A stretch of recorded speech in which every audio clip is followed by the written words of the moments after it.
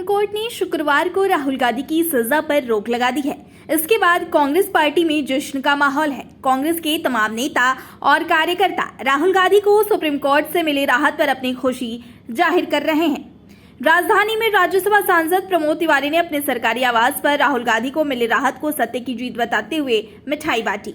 इस दौरान उन्होंने मीडिया से कहा कि सत्य परेशान हो सकता है लेकिन पराजित नहीं, आज सत्य की विजय हुई है। प्रमोद तिवारी ने आगे कहा कि मैं समझता हूं आज भाजपा हारी है, सत्ता हारी है और इंडिया जीता है। उन्होंने कहा कि वो इंडिया जीता है जिसका नाम सुनकर मोदी जी की जुबान बहक जाती है, वो इंडिया जीता है जिस इंडिया के जिक्र होने से भाजपा वाले गालियां निकालने लगते हैं।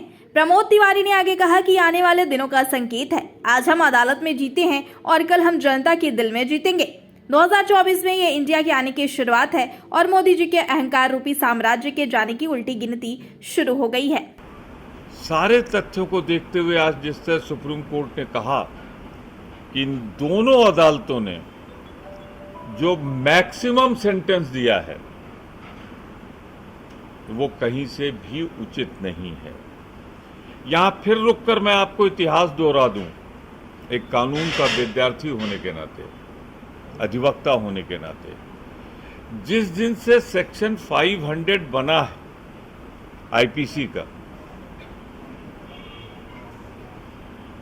उस दिन से लेकर आज तक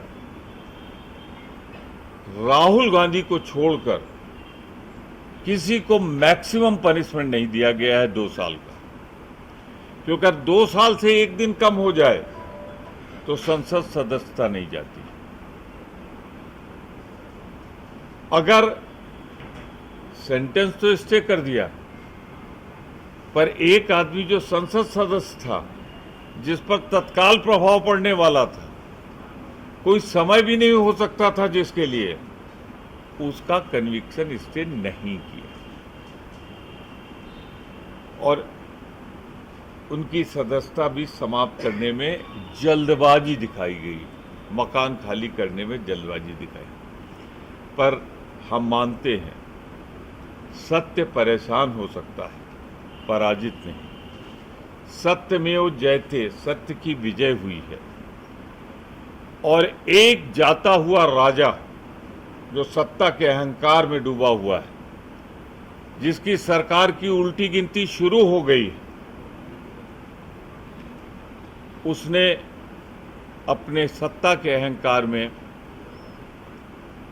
उस शेर के सदस्यता को समाप्त किया जो देश के लिए कुर्बान होने वाली माँ बेटे का बेटा, माँ बेटे का बेटे का बेटा और माँ का नाती था। उससे बड़ी कोई कोर्ट नहीं जिसने फैसला दिया है। और अगर वो प्रथम दृष्टया उसके सामने सारे साक्ष्य हैं, साक्ष्य देखने के बाद इस नतीजे पर पहुंचता है कि दोनों का फैसला दोषपूर्ण है, तथ्यों पर आधारित नहीं है, सजा जिस हड़बड़ी में और मैक्सिमम दी गई है उचित नहीं है। तो मैं समझता हूं आज भाजपा हारी है, सत्ता हारी है और इंडिया जीता है।